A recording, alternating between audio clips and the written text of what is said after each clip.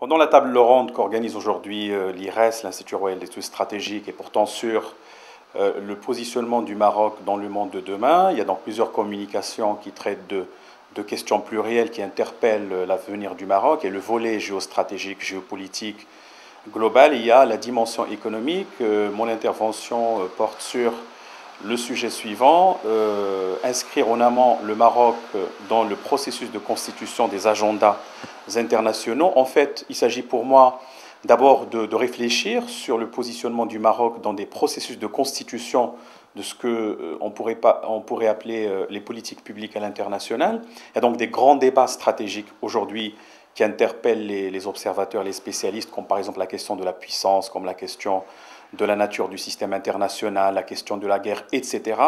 Et je voulais, par ma contribution, encore une fois, interpeller le Maroc par rapport à une nouvelle reconfiguration issue d'un monde post-bipolaire. Donc, pour le cas du Maroc, il y a eu d'abord de réfléchir sur les principales forces notamment géoéconomiques, qui, disons, l'influence, notamment son ancrage euro-méditerranéen, mais aussi une ouverture ou une vocation atlantiste, et en même temps comment le Maroc pourra se frayer une place dans un monde multipolaire, ses relations avec la Chine, ses relations avec l'Inde, ce qu'on appelle généralement les BRICS, c'est-à-dire Brésil, Russie, Inde, Chine, voire même l'Afrique du Sud, etc.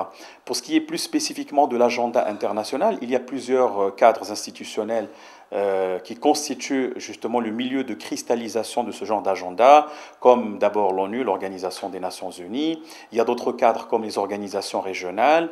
Il y a également ce qu'on appelle la diplomatie fluide, c'est-à-dire tout ce qui est réseau d'amitié, forum, etc. Et il y a également la question de la dynamique de la société civile internationale. Donc voilà, il y a plusieurs concepts qu'on peut utiliser pour, encore une fois, interpeller la place du Maroc dans cette nouvelle configuration et pousser encore vers l'avant la politique étrangère à être proactive pour améliorer le positionnement du Maroc dans un monde globalisé.